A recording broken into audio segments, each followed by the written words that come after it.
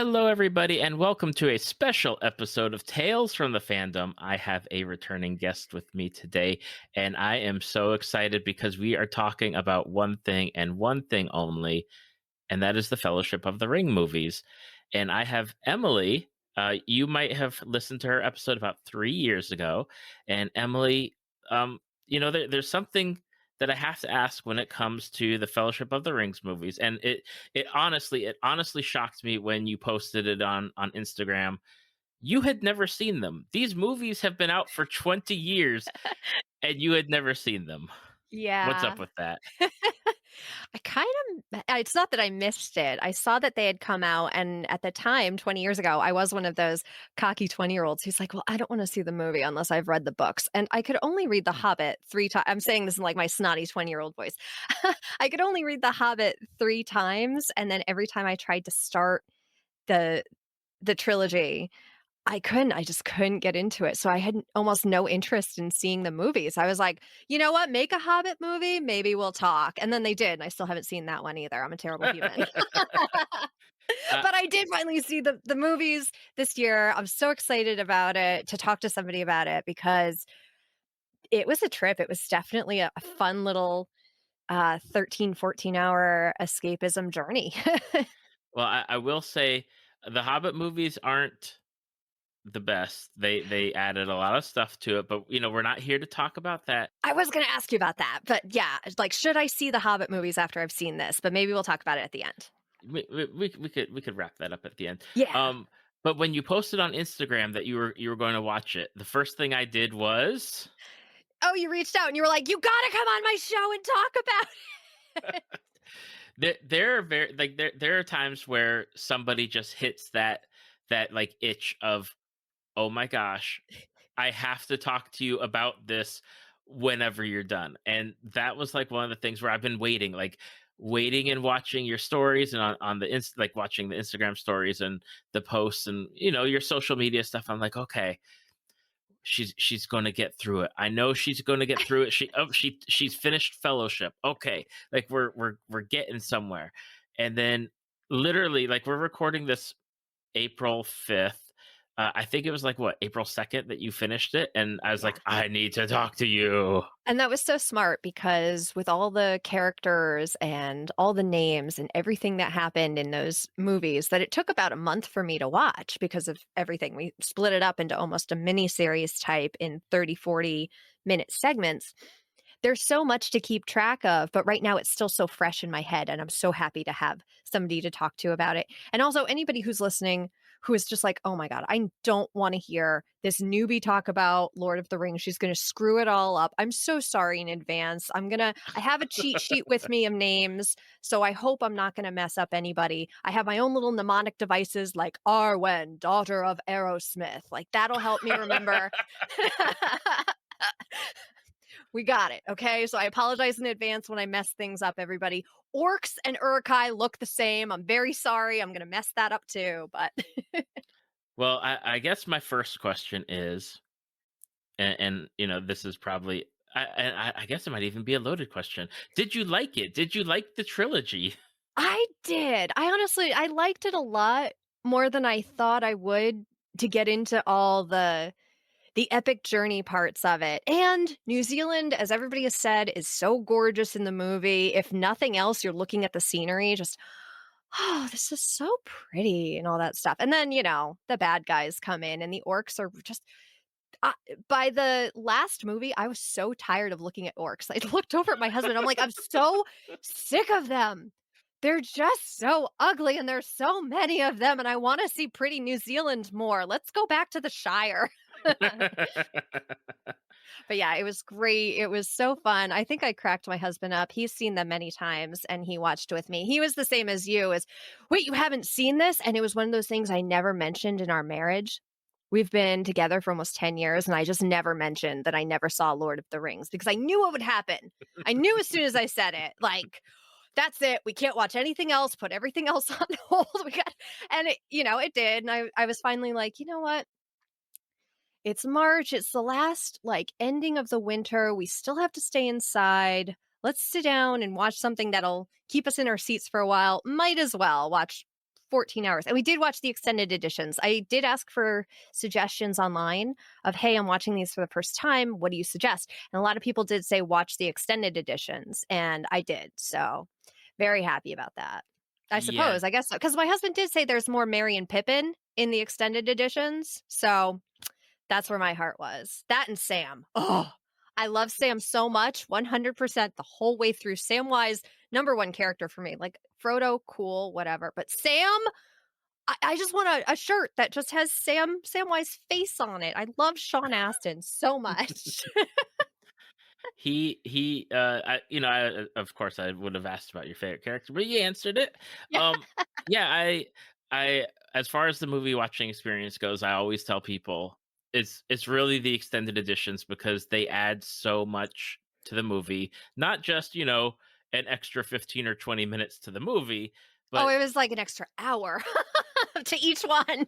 yeah, there's Yeah. like the extra lore and the extra character moments and those Yeah. little things where it's like, "Oh, okay." And if like I have gone back to watch after watching the extended editions, I've gone back to watch like the theatrical releases and I can't do it. Cuz it just doesn't feel right. There's something missing and it's like I'm so happy that we have those extended editions.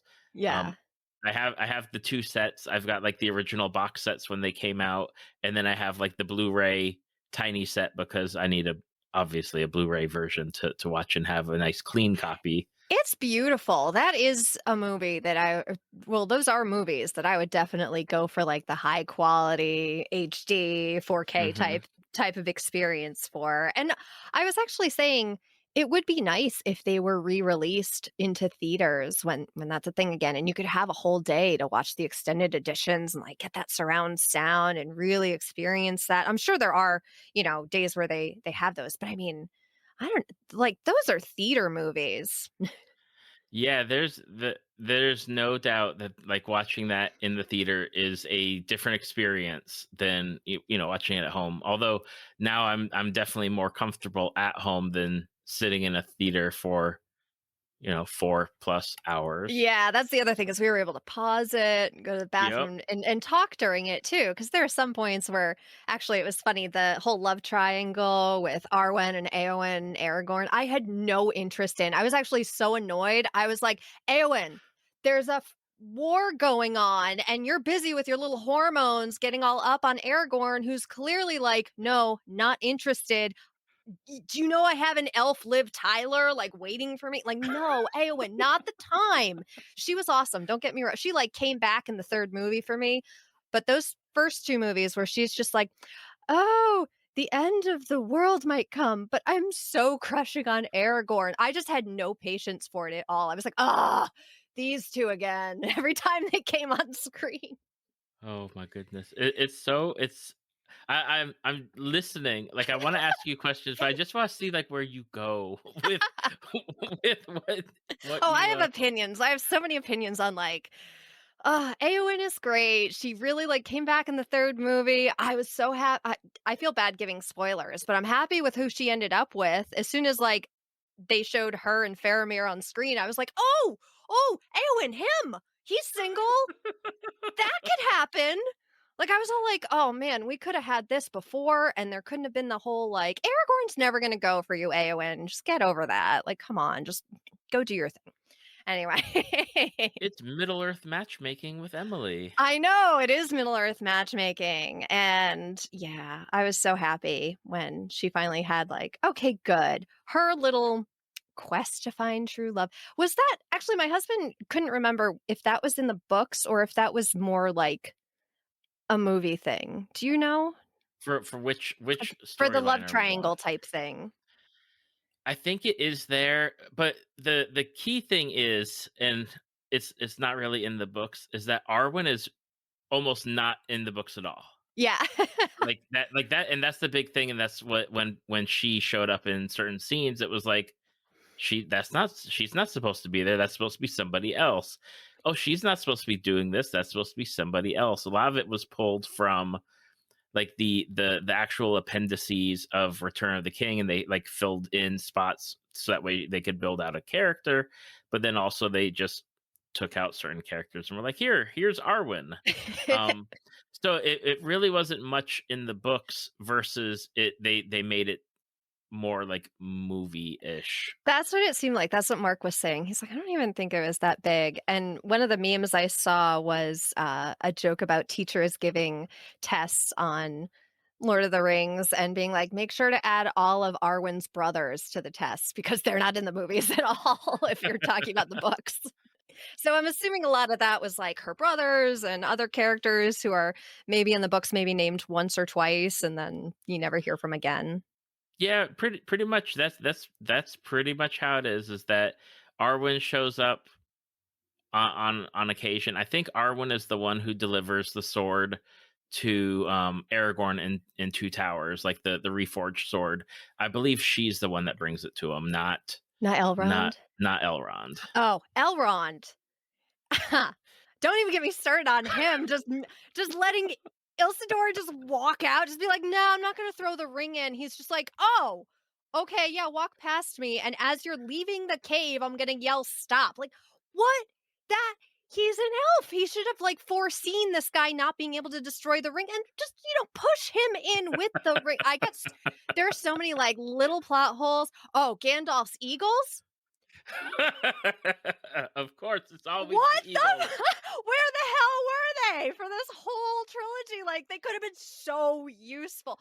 Why couldn't they take the ring in the very they're an eagle. They're not gonna get I I don't get it. There's so many things with these eagles that pissed me off. I'm just like, was Tolkien just getting lazy? He's like, I don't know how to get them out of this. Eagles. Okay, I'm not gonna use eagles again. I promise, just to save Gandalf. And then at the end, he's like, crap, I really wrote a really long book and I need some way to get it. Eagles! Yes! I said I wouldn't bring them back, but I'm gonna bring them back. So that's what, like, in my mind, what happened because the Eagles just come in and you're like, where were you? What were you doing this whole time? I also wanted more Ents and more Treebeard. Like, Hmm. they were only in the second movie. They were so awesome. I love them. Anyway. Eagles. It's all it's always the Eagles. It out of everything, Lord of the Rings. Whenever it's talked about, or like the memes, it's always like, and then here's the Eagles that could have saved a whole bunch of time. It would have uh, been a 20-minute movie. Seriously. The only thing I could think, because of course this is days after and I'm still going over in my head, like, why weren't the Eagles more involved? Was that like technically on a path that they couldn't go on because of the Witch King and those people, the Nazguls or whatever? I don't know. But the Eagles, Gandalf, there are a few times where Gandalf had way too much pipe weed, you could tell, and he was like, "Oh, sorry guys. Guys, I have eagles." Like, I just remembered. And then he'll come in late to things too. And my husband and I, we just had this joke of like, Gandalf's been smoking too much pipe weed again. He's just coming in late. But, I can't put down Gandalf too much. But also the Eagles Gandalf, that couldn't have come sooner. Just saying. Yep, yep. This is the part where I'm just trying to like get myself back from the Eagles. Now, out of the three, did you have a favorite? Was there one movie that you're like, you know what, this is the movie that I love over like all three of them? Like, I which did you have? I didn't think about that, but I think the second one, because there was so much Merry and Pippin. And as I said, I liked the Ents and the Treebeard. I liked that whole storyline. You get to know more of the characters. So the second one I was really into and I liked it. And I was glad it wasn't almost like a sophomore slump where you're like, okay, I have to get through the second one to get to the third one. Yeah. I liked that it was really good. The third one I liked as well, but by the end, I was so sick of battles. I was like done. I'm like, "Ugh, I'm so tired of this." And every time during the battle in all three movies, I was like, okay, somebody would show up and I'm like, oh, this is the Millennium Falcon moment. And my husband would be like, I'm so glad that's your frame of reference of just like, okay, the undead Oathbreakers show up. That's the Millennium Falcon moment. Like, yeah, okay, we're feeling better. And even when there was like Aragorn and Legolas and Gimli stepping off the ship, I'm like, oh, it's like Han Solo and 3PO and R2D2 right now. And So that, and I'm sorry to everybody. This honestly, I don't have many fantasy sci-fi like epic journey type things. So I'm sorry I'm making the connection to Star Wars. And they're like, totally different, Emily. You're not allowed to do that. Don't combine fandoms. I think it could work though. I'm just saying. Listen, all of these books used to be under it when you'd go into a bookstore back in way back in the day, it would be science fiction slash fantasy. So they were always mixed in whenever I Yeah, went I'm to a sorry that in bookstore. my It's head it's okay. still that way. So for anybody they've tuned out. Anybody who really loves these movies, hopefully they've tuned out by now and they're just like this lady. Ugh. Of course we're mad at the Eagles, Emily. We've been mad at the Eagles for 20 years. You're just catching up now. Now, when it came to the movies, right? Mm. Is there like a particular scene, a particular thing, like where you're like, dang, like that was awesome. Whether, battle scene, character scene, traveling scene. I love when you say awesome. So there are two things. There are a lot of really cool effects that were used. I do have to say that. I'm glad that the last movie won an Oscar. Was it Best Picture, I believe? Yeah, it won Best Picture. Yep. Yeah, and I'm glad it did as sort of like a good job, Peter Jackson. These are really, really beautiful movies.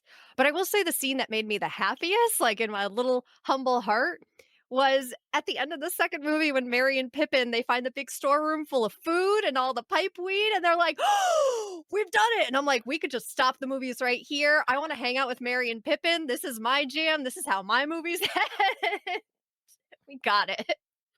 What is it about Merry and Pippin that just warms your heart so much? Because I know you've been posting some memes I on do. I on your want Instagram, but I need to know like what's up with what's up with Merry and Pippin? You need those characters in movies like this. You need the comic relief, you need the heartwarming, like, chaotic good, sometimes, like, oh, they're so mischievous, and even at the end when they come back to the Shire and the person's sweeping outside their house and they're giving Frodo and Sam like very respectable looks and then Merry and Pippin walk by and they just shake their head like, "Oh, these two again." Those are the characters in movies that I just love watching. Anytime they're on screen, any scene with them, I'm like, "Oh, this is going to be good. This is going to be good." And it always is. Merry and Pippin are adorable and I want my next 2 cats that I get, I already told everyone in my family, I'm like, "We're naming them Merry and Pippin. I don't care if you get the reference. I'm gonna have 2 rambunctious little cats getting into food and stuff, and they're gonna be named Merry and Pippin because they are my favorite characters next to Samwise, who is just number 1 in my heart all the way." Yes, Samwise, always. Samwise is so great. And what's funny was I remember when everything came back and everyone is all about Legolas. And I'm like, okay, he's great and everything, but that's like, it's why I don't root for the Yankees, even though I live in Connecticut, which is like Yankee territory. It's because they're always winning. Like, it's so easy to root for him. And the last movie, you see him with a few hairs out of place, and that's the most Legolas is going to get like destroyed. So at least when he's on screen, okay, we're not going to watch like a death scene because Legolas is here. He's got this. He's going to do some surfing moves and stuff like that. And it's great, but yeah. I love I always love when people are like, "You know what? I love Sam." Because I that's do like love Sam. that's like my character, because there's always characters that I identify with in movies and TV shows, and Sam is that character for me in Lord of the Rings. It's like, you know what? I'd be the guy that's like, "Okay, let me go along with you. I've been told I have to. Yeah, he's Okay." so loyal, so pure-hearted. He doesn't have the curiosity of Merry and Pippin that he's gonna drag Frodo down. You know that he is there for him. And and it was so funny. There were never any scenes where I was like, "Oh no, Sam." I was always like, "Oh, Sam, Sam is the best. Frodo, you don't even know. You don't even know." So- I have to ask because if we're going to talk about Sam, and we talk about Frodo too, whatever Frodo. I know, I'm the same way, whatever Frodo, like, Frodo carries the ring, he does the thing, like, he's the star of the movie, good job, Elijah Wood, wonderful job, but also Sam is there the whole time, he doesn't even have a ring, he doesn't even have a journey other than Gandalf is just like, "Oh, yeah, you should come with him." And he just does, because he's freaking Sam. I love Samwise so much. And what does Sam bring with him? Cooking tools and spices and I know. everything one needs for a camp out. That's the other thing. He is the person that you want with you at all times, because he's like, "Oh, don't drop that. That's salt." And I'm like, "Oh, you know my priorities, Sam. we Food." must we must have tasty food while we're going to Mordor. Yeah, exactly. What did you think? Because we were talking before before we started recording. What did you think about Gollum? Like, because you've read The Hobbit, so you were familiar with Gollum at this Yeah. point. Yeah, and it was funny, I remember when the movies came out and people talked about Gollum and they talked about Smeagol, and in my head, because I didn't see the movie, I thought they were 2 different characters. So I was waiting for almost 2 Gollum-like creatures to show up, and one being Gollum and one being Smeagol, and I'm just waiting for 2 of them to show up, and then they finally talked about, "Okay, Gollum used to be Smeagol, okay." And then the whole Smeagol storyline was like, "Do I do I root for him? I kind of feel bad for him." And I'm sure that's everybody's like, What do I do with him? He kind of helped, but also he really didn't." And Sam was right the whole time. I love that. One thing I love about Samwise was he was spot on. And it's like, yeah, see, and no one listens to me when I have those inklings about people of just like, no, they're not good.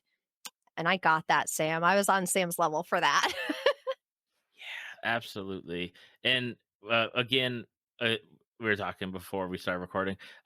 We are both fans of subtitles for a number of Yeah. reasons, and I know it helps with especially something like this where it's like, here's all the fantasy names, and let's show you how they're spelled and how they're talked about, and oh yes, these characters sound similar, but they're totally different.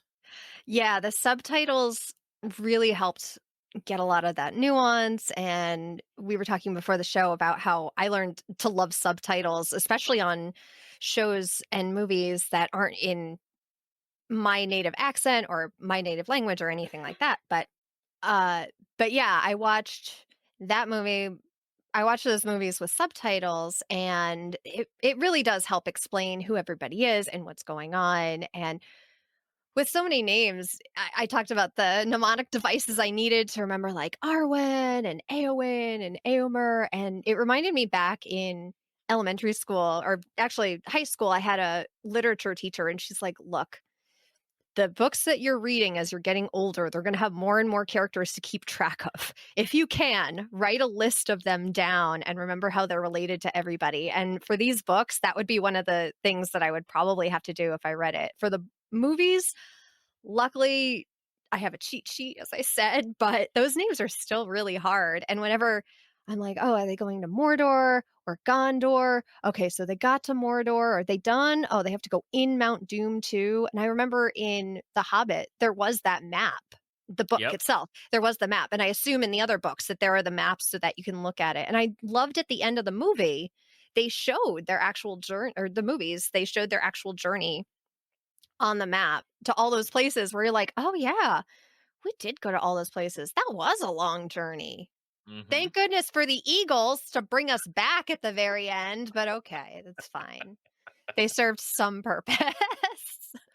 Yeah, definitely. It definitely in the books there is the map, and I know that they like I used to have a Lord of the Rings like set of maps where it was like the maps themselves, but then there's like the you could overlay the journey of each of the characters to show where they went and how long it was. It's like, oh, okay, this is a long journey, and like the running of like Aragorn and Legolas and Gimli, and how much distance they cover in like such a short period of time because magic essentially or some kind of like inhuman strength that they have to run, especially It's Gimli and not his little Eagles, I'll fork tell you thing. that much, but But yeah, yeah, they have that. They have like I think in Return of the King it's where they have the appendices where they detail like different parts of history and things that are happening. And I believe that's where they go into depth about like why the Eagles couldn't be involved in what was going on because there's like something else going on. And just like you always wonder like Well, how about like those dwarves under the mountain from The Hobbit, and the people of Bree, or not Bree, Lake Town. It's like, where are those people? Why aren't they doing anything? Like we know about them from The Hobbit, and I know, that was one thing I did miss was I wanted more dwarves. That was the difference for me was I loved Gimli, and I loved in the Hobbit books, I loved the dwarves and their personalities. yeah, it is. If you want more dwarves, I will say watch The Hobbit, because then Yeah, you get the whole troop of dwarves. But but it's it's it's 3 still movies again, and I'm like, it. "Oh, no, I don't want 3 movies of that, I want, like, 1 movie of The Hobbit to match the number of books." You see, Peter Jackson? See, and I agree with you, and I will say that I found, with quotation marks, stumbled across a version of the 3 Hobbit movies cut together to be as close to the books as possible. But then the issue is that like all the musical cues are totally like weird and don't work together. Yeah, I was gonna say editing that is probably not great for sound, but Yeah, it's not the best. Now I am curious, because for me, like, rewatching Lord of the Rings is like one of those things that I do, like, not maybe not every year, Uh-huh. but it's a frequent thing for me personally, not with me and the family, because they can't take watching 14 hours of movie. Um, will you watch it again?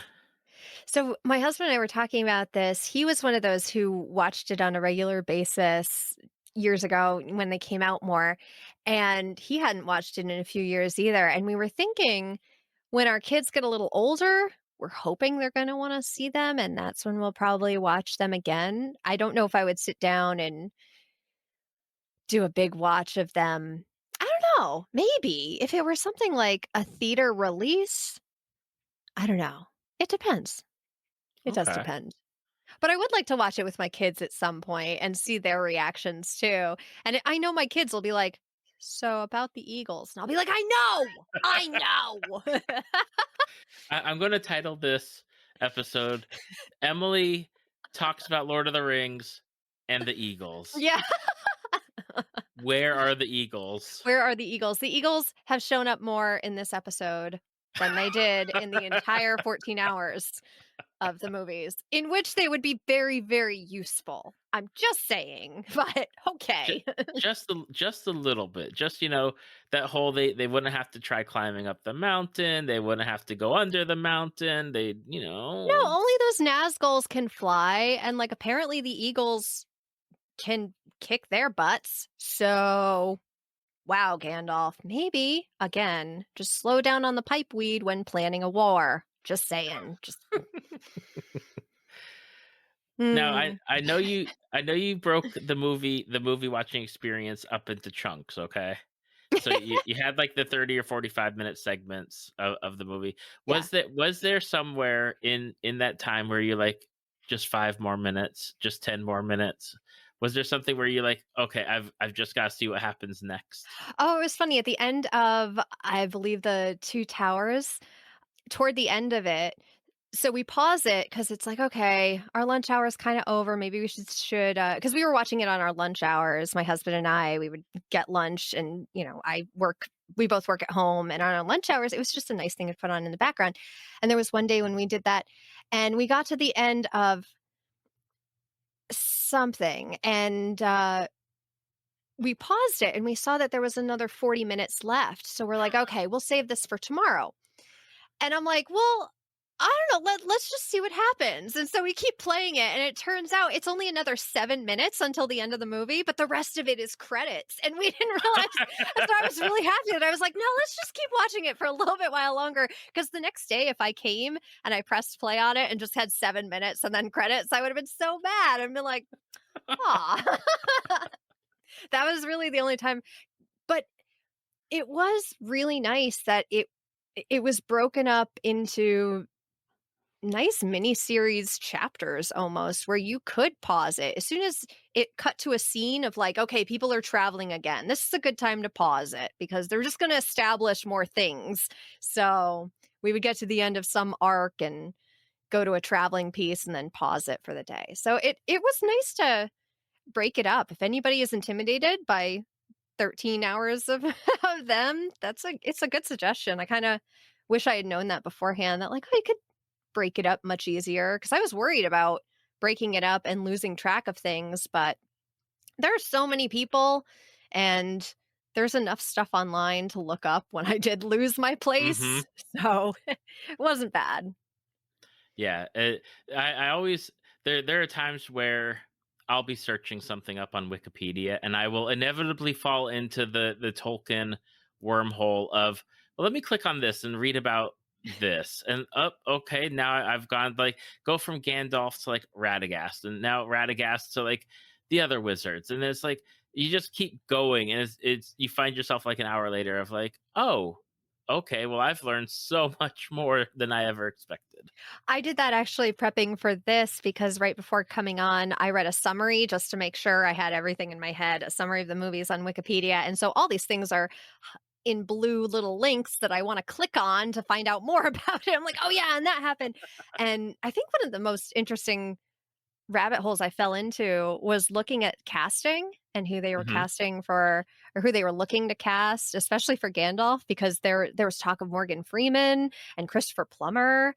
And I was like, oh, I mean, Ian McKellen's great. And I don't think anybody can picture anybody else as Gandalf at this point. But thinking about other casting is so interesting. It is like Aragorn's actor Viggo Mortensen is the one that like flew in literally like days before because they'd already or no they'd already started shooting with the other actor Yeah, with Gerard. somebody else. And they were like, he's too young. We Yeah, don't, he is too young. yeah. Yeah, and so they had to reshoot all the stuff and flew Vigo in and Vigo nailed it. Yeah, it was great. It was the cast was fantastic. There was really nobody it was nice that, like, I didn't know very many people in the cast, to be honest, because that would have distracted me even more. Hmm. Um, I think almost Liv Tyler is well, no, Sean Astin is probably the one I know the most, and then Liv Tyler, and then, Elijah Wood, but from kids movies, like, I knew him from Huck and Finn back in the day. And The Good Son, I think, he was in that, but, everyone el it was nice to just not have, like I guess they're all stars now, but looking at them being like, "Oh, okay, good." I'm not sitting there being like, "Oh, what movie was he in, and where have I seen that character before?" Oh, and yeah, and Orlando Bloom is, like, amazing in everything. Actually, I shouldn't even say that, like, nobody was recognizable because every time I did recognize somebody, I went nuts, and I was like, "Oh, it's the guy from the Matrix! Look, it's that guy from the Matrix! I just want him to say, Mr. Anderson." It is absolutely something where you have these actors, and now because it's been out for 20 years, from Fellowship, and it'll be 20 years for Two Towers this year. um it's interesting looking back, seeing how a lot of Fellowship or those actors in the movies, like some of it was not their start, but like their break of Yeah. getting more opportunities, like oh gosh, the actor for Mary, I think it's Mary. Gosh, and I'm blanking on the name. Would go on to do Lost. Oh, Um, okay. and of course, like John Rhys Davies from Gimli, he's done a lot of stuff. And Orlando Bloom went to do Pirates of the Caribbean, and it's Yeah. just amazing to see like the trajectory of the people that were in the cast, to see where they went from that movie trilogy to what they've continued to do. Everyone was so good. If they had their reels just clipped from this movie, it would showcase tremendous talent and just how good the whole film and how everybody worked together too. I liked hearing that the 9, the fellowship of the the fellowship, they all got the cast members got, tattoos Hmm. with 9 on them, except for John Rhys Davies, who had his stuntman get the Yeah. tattoo Yep. because he was basically him the whole time. I loved that, like, I love how close they were, even though, like, Frodo and Sam weren't always with them. That was the other thing Hmm. was I'm like, Sam and Frodo are just on their own, they have no idea anything else going on. That wow. It is absolutely something. I remember like, because there's all like, and that's the rabbit hole, Emily. Now that you've watched the movie, it's Yeah. like you're gonna fall into like all these like trivia things, right? Like, I'm sure you've seen the one where Aragorn kicks the helmet, and everyone's like, "That's where he broke his toe." Like, That's what my that's husband did. real. Yeah, he was like, "That's where he broke his toe." Yeah, I love that too. I was really happy when Mark was pointing out things to me while we were watching it, and it's always interesting seeing that stuff. And there's a lot of not downtime in the movie, but there is a lot of almost quiet time where I'm sure Peter Jackson just wants you to quietly observe everything that's Hmm. going on. But that's when my husband's telling me all the things of like, and there's where he broke his foot, and then that scene right there, this is, that's what happens. And they did this shot by, having Gandalf sitting in front, Elijah Wood sitting further Yep, back, yep. but and actually the practical effects, I gotta credit Epic Film Guys because their podcast made me very cognizant of when practical effects are used over CG and just really appreciating that it can Hmm. still be used in that way. And there, for a movie that's 20 years old, there were very few things that really pulled me out of, oh, that's 20-year-old CG right there. But like a lot of it was very, very good, and I honestly kept forgetting about Gollum. That Gollum was not a real thing. Right. That it was so well done. It is and it blows me away that, oh god, it needs now I gotta like pull up who Gollum. We were only gonna make this 30 minutes, but And we're in a Andy rabbit hole. Serkis. It blows me away, like, okay, so Andy Serkis was, like, the voice of Gollum, but also, like, was dressed as, in the green suit or whatever to do all of that. And now Andy Serkis has gone on to do so much, like, in films and video and directing, I and mean, that's his just reel right there is, like, everything that he did in those movies, because as much as I hated the character, that's a hell of a part. it is absolutely wonderful, and it's like that kind of thing where I remember like at the when they started talking about like Oscars and stuff, they're like they need to have a category for people that do stuff of like that kind of stuff where they're not on screen per se, but they are still acting. Yeah. Yeah, because I can't imagine what you have to go through to play that kind of a character because that's just that's stretch.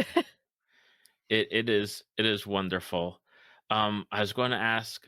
Oh, I was going to tell you a story. I don't know if Mark told you the story about Viggo Mortensen, but I had read somewhere that yeah, I think it's Sean Astin or Elijah Wood had talked about it, where he used to like go sleep in his costume with his sword and go fishing in the wilds of New Zealand and like show up on set and be like, okay, it's time to go to work and everything. That's awesome. That sounds so Aragorny. Like if he were to do a character type of acting, that sounds like something Aragorn would do. 100%. Oh, that's great. Now I okay, go ahead. I heard you gearing up, so Yeah, I wanted to tell you. So, in our last episode, I talked about working at WWE, and I do yes. have a WWE connection Uh to oh. hobbits in some way. So I worked at the magazine and I was a fact checker at that magazine. So what a fact checker does is everything that the writers write and put into a magazine, I have to go through the copy and make sure that every single word is accurate, that people won't write letters to us pretty much. And one time, I worked there back in 2007 era, I think, yeah, 2005, 2007, and we had Hornswoggle on the roster. And Hornswoggle, for anybody who doesn't know, is a smaller wrestler. And at one point in the magazine, we talked about hobbits. We sort of compared him to a hobbit, asking about height, like what's the height of Hornswoggle versus a hobbit. And so for my job as the fact checker, when the writers wrote, and a hobbit is 3'6", I had to go and fact check that. And not only that, but I had to find a reference to it as well. So I had this reference geared up because I knew that like no matter how many wrestling fans are out there, and we got letters from them all the time, like they know the stuff about dark matches that it was hard for me to research sometimes. They're like, Triple H didn't wear red trunks, he wore black trunks at that dark match. And I'm like, I'm okay, I'm sorry, I can't get that. But I knew that Hobbit fans were even even gonna really write those letters if I got that wrong. So I made sure to have a source that they were 3-6. And I remember in the Two Towers watching Merry and Pippin drink the Ent water and start growing. And as soon as I saw that scene, I was like, oh my gosh, it brought back this memory of somebody who did write into the magazine and was like, "Well, actually, not all hobbits are 3-6." And they wrote about Merry and Pippin drinking the Entwater and being like, "At one point, Pippin was 3-7, and then Merry became 3-8, and then Pippin drank more water and he became 3-8." And I'm like, "Oh my god," reading that letter at the time, not knowing what any of that meant, I'm bringing it to my publisher and being like, "Look, we got a letter. I know I get in trouble for this stuff, but I actually have a source that says hobbits are 3'6". Here's my source." And my publisher's just like, yeah, yeah, these letters, they're going to happen. And so seeing that scene, I remembered that and I was like, oh my gosh. Yeah, I understand that fandom now. I totally understand. Like, okay, technically not all hobbits are 3'6". They're correct. Sure. That is a wonderful story, Emily. Yeah. I wish you still had that somewhere, like, so you could frame it. I yeah, that letter was something, and the publisher, we all knew that it was coming. It's like, "All right, we can piss off wrestling fans to a point. You do not piss off Lord of the Rings fans. You don't do it. They will call out your butt." And it's interesting you say that as far as like the fandom of Lord of the Rings, because Lord of the Rings has been around forever, I right? know, it deserves that. It honestly deserves people to call that stuff out. It's very, very good. I will say, uh, one fault I did find, and I don't think it would happen now, but the movie was very, very white, like, very white. Hmm. I think it was the second movie where I saw the first person of color, and they were sort of a background character, and I'm like, "Oh, okay." And I understand Tolkien was writing from the Middle Earth, probably Eurocentric idea and stuff, but it was something that I'm like, I don't think now if they made these movies that it would ever be as almost monotone as it was. And one of the things I was reading was for the casting, they were considering Morgan Freeman for Gandalf, and I'm like, that would be awesome. I mean, um, Ian Mc Ian McKellen is great. Again, I wanna reiterate that because every time I talk about somebody else for Gandalf, I don't want anybody to be like, "How dare you? This woman, David, get her off your show." But also Morgan Freeman would be awesome as Gandalf, I'm just saying. I know I was a guest on, I think you know them, Zeng This, Mhm. with Zenger and Ellie, and Eric is now a part of that show too, and they do a movie review segment where we talked about like Lord of the Rings. I think I did Fellowship, and they had asked me like, well, if you're going to cast the movie now, like, who would you cast in certain, for the cast?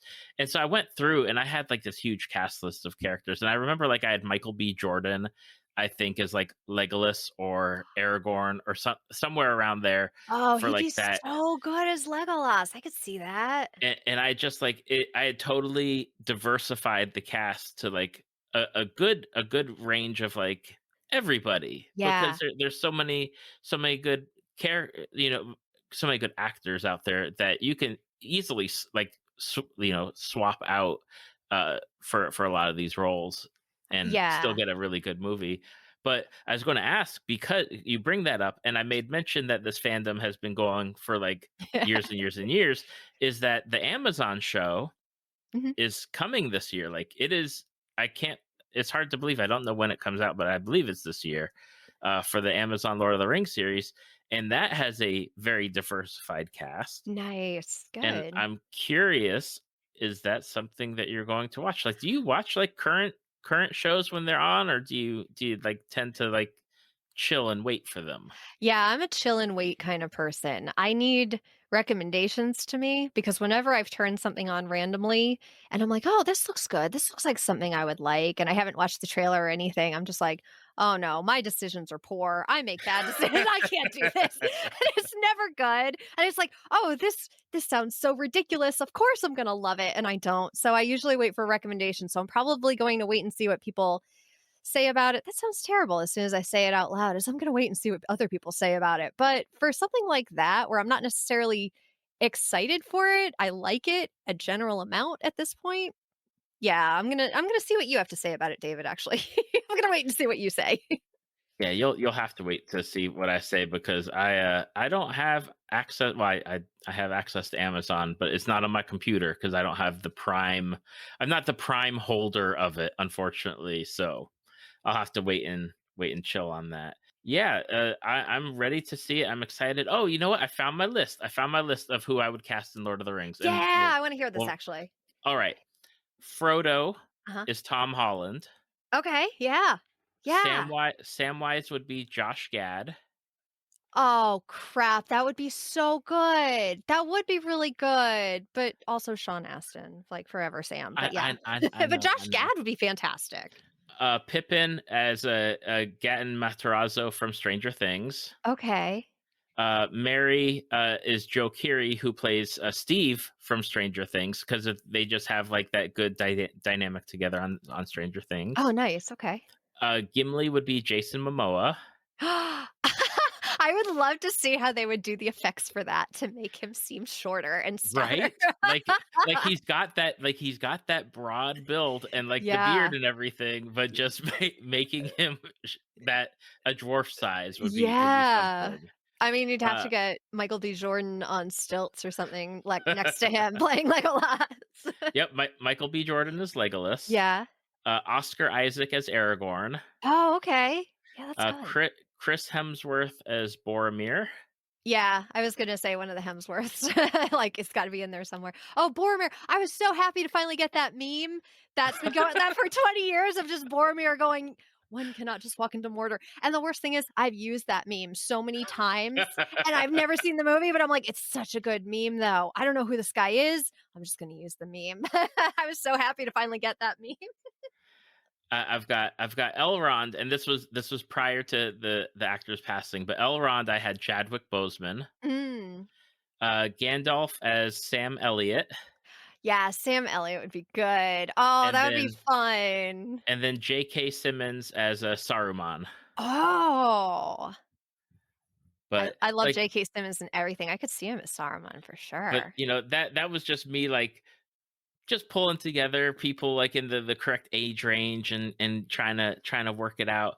But like that was me just having fun of like, okay, let's really see what I could come up with. Yeah, yeah, this is a fun movie that would be fun to recast, especially as different generations see it and because there's so many fun characters, and even though I'll always say my favorites are Sam and Pippin and Mary, I still get Hmm. really excited. I'm just like, "Oh, Gimli is great too. Oh, Eowyn, sure, her love triangle's stupid in the first 2 movies, but she's badass in the last one, so cool. Alright, whatever." All right, Yeah. so you're gonna watch them again at some point. Mhm, You're probably. gonna wait on recommendations for the TV show. Mhm. If you get the urge for seeing more dwarves on your screen, you can maybe check out The Hobbit in small chunks I know, and now I kinda have an get through answer that. to should I see The Hobbit, and it's like, maybe," which was kind of my answer before, so Yeah, we'll see what happens with that. it's definitely an maybe. Like if you really have nothing to do for a couple hours, knock yourself out. The other thing, I love Morgan Freeman too, or not Morgan Freeman. I love Morgan Freeman too, Martin Freeman. He's Yes, great, I love him, so I would he want but is. I And wanna see the edited version, actually. I might wanna see the edited version that you're talking about. The but like the great thing is watching the relationship between Bilbo and oh gosh, lead dwarf name. I'm completely I always wanna forgetting. say Baldur, Balfour.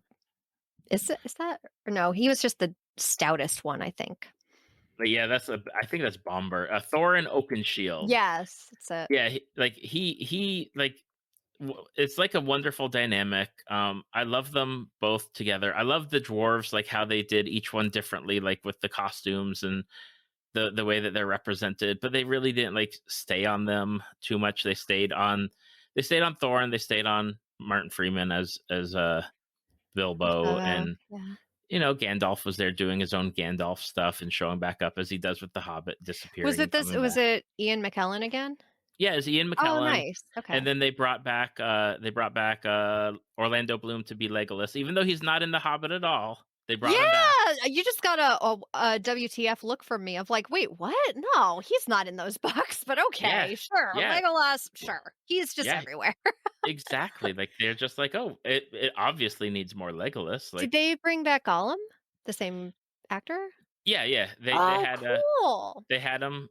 They brought him back too, so he was there.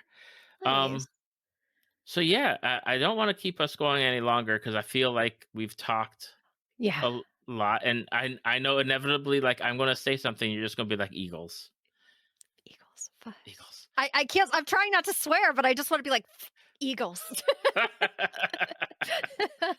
It's always those damn Eagles. Seriously, though, like, as soon as I think of them, it's not that they ruin the movie, but I'll just ugh, they had eagles this whole time. It's like at the end of Wizard of Oz where Glinda's just like, "You could just click your heels together and go home," and it's like, lady, that would have Y been useful information about 2.5 hours ago, but okay. Exactly.